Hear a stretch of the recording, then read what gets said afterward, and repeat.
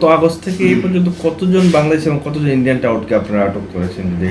আমাদের আগরতলা জিআরপি থানাতে মানে 1 আগস্ট থেকে 24 ডিসেম্বর পর্যন্ত আমরা যে একটা কাউন্ট করেছি, এখানে টোটাল 87 মানে 87 জন বাংলাদেশি নাগরিক এবং 10 জন রোহিঙ্গা আছেন যারা বাংলাদেশ থেকে এসেছেন উইদাউট পাসপোর্ট বা কোনো রকম ডকুমেন্ট ছাড়া, এবং যাদের সাহায্যে তারা মানে এখানে আগরতলা পর্যন্ত এসেছে, এরকম আমরা 28 জন ভারতীয় মানে দালালকে আমরা গ্রেপ্তার করতে সক্ষম হয়েছে এবং প্রত্যেকে আমরা আগরতলা মহামান্য আদালতে প্রেরণ করেছি এবং এখন তারা জেলখানাতে আছে বিভিন্ন জায়গাতে।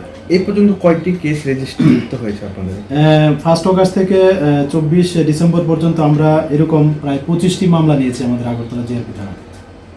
বর্তমানে সবগুলি তদন্ত চলছে এবং কিছু চার্জশিটও হয়েছে এবং যেগুলি বাকি আছে এগুলি তদন্ত চলছে।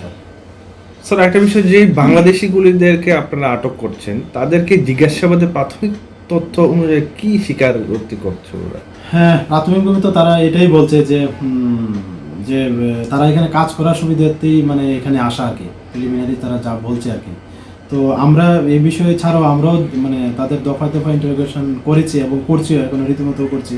তো এমন কিছু কিছু ব্যাপার আছে, মানে কিছু কিছু আবার এমনও আছে যে তাদেরও কোনো আত্মীয় স্বজন এখানেও আছে, কলকাতা, মুম্বাই, বেঙ্গালুরু এরকম আছে বলছে, কিন্তু তারাও সঠিকভাবে বলতে পারে না যে এক্সাক্ট ওই জায়গাতে। তো আমরা ওইগুলি যে তাদের কাছ থেকে যেই মানে আত্মীয় স্বজন বা ওইরকম রিলেটিভ আছে, আমরা আমাদের যে উদ্যোতন কর্তৃপক্ষ আছে আমরা ওনাদেরকে প্রেরণ করি, মানে যাতে এটা ওভারঅল মানে ইন্ডিয়া বেসিস এটা দেখা হয় আর কি ব্যাপারটা আসলে কি। আচ্ছা, যারা প্রবেশ করছে এর মধ্যে মহিলা পুরুষের দেশের মধ্যে কারা মহিলা বেশি না পুরুষ?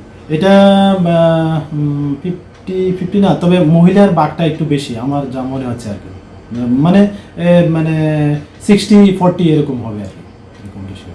Thank you sir.